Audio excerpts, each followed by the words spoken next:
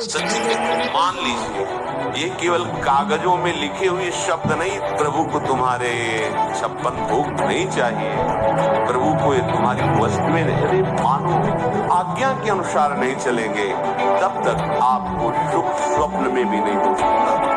आपका सहयोगी भी आपको छल करके दुख देगा। परिणाम आते अशांति, दुख, क्लेश, बंधन। चाहते हैं सुख, अरे भ्रम छोड़िए, मान के जान जाओगे और जान के वही हो जाओगे। कौन सी कामना ऐसी है हमारे प्रभु के लिए दुर्लभ है? अरे ये अनंत सृष्टि एक निमिष में जिन्होंने रचा है, वो तुम्हारी कामना नहीं पूर्ण कर सकते, पर तुम गंदे आचरण करो, हिंसात्मक वृत्ति रखो, दूसरों को दुख देने वाली चेष्टाएं करो, पापाचरण करो, भगवद विमुख जीवन बिताओ और सोचो कि आपकी कामनाओं की पूर्ति हो जाए। नहीं, आपको दुख भोगना पड़ेगा। यदि आप शास्त्र के अनुसार, भगवद वाणी के अनुसार चलो, तो आप देखना एक दिन आप निहाल हो जाओगे। पर हमारा धैर्य इतना नहीं रह गया है। वर्तमान की क्रिया वर्तमान में तत्काल सुख दे, वो चाहे पापाचरण क्यों न हो, चाहे हिंसात्मक वृत्ति क्यों न हो, हम लोग अपनी बुद्धि को खो चुके हैं, मलिन कर चुके हैं। परिणाम आते अशांति, दुख, क्लेश, बंधन, और चाहते हैं सुख।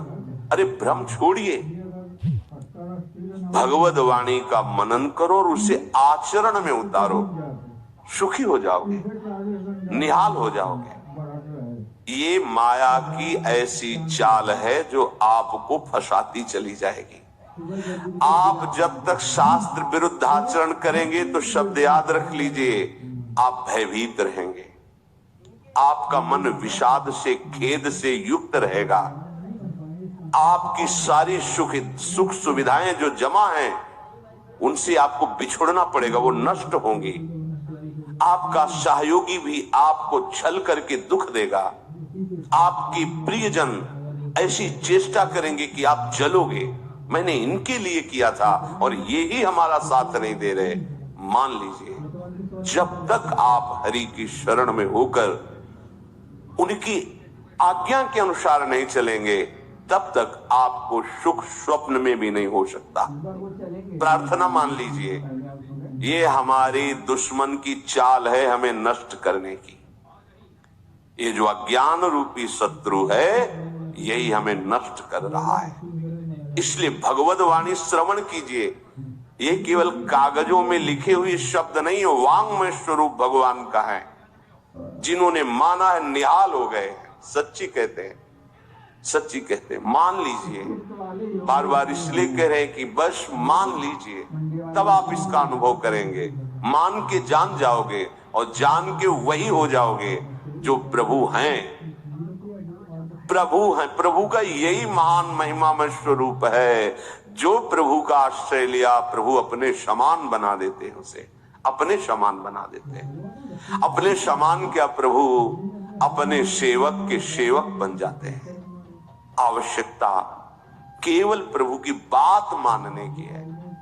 प्रभु को तुम्हारे 56 भोग नहीं चाहिए, प्रभु को ये तुम्हारी वस्तुएं। अरे मानो एक माया की जरा सी झलक में मारा घूम रहा है ऐश्वर्य, वो मायापति श्री कृष्ण है।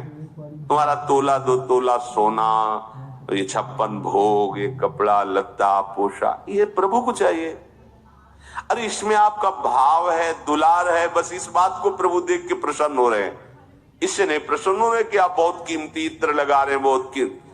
हम आपसे सच्ची कहते हैं, हमारे प्रभु की श्री अंग की जो सुगंध है, उसके आगे यहां जितनी भी सुगंध है वो दुर्गंध के समान है। ये मायाकृत है, वो चिदानंद है। कैसे? पर वो जब हम उस वस्तु के साथ दैन्य भाव से, हमारे प्रभु तो देखो इतने करुणामय है कि सबरी जी के जूठे बेर खा रहे हैं।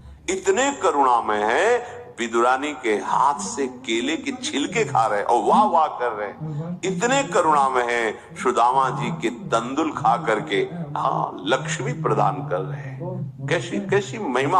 आप देखो हमारे प्रभु को। क्या प्रभु को वस्तुएं चाहिए? यदि आप अभिमान करके सोने का मुकुट और 56 भोग और दुनिया का कुछ नहीं, कुछ नहीं चाहिए। दुर्योधन ने क्या नहीं व्यवस्था की थी, देखा भी नहीं भगवान, और विदुरानी जी की उसी समय जाकर मांग कर छिल के पा रहे। हमारे प्रभु को आप चाहिए, आपका प्यार चाहिए।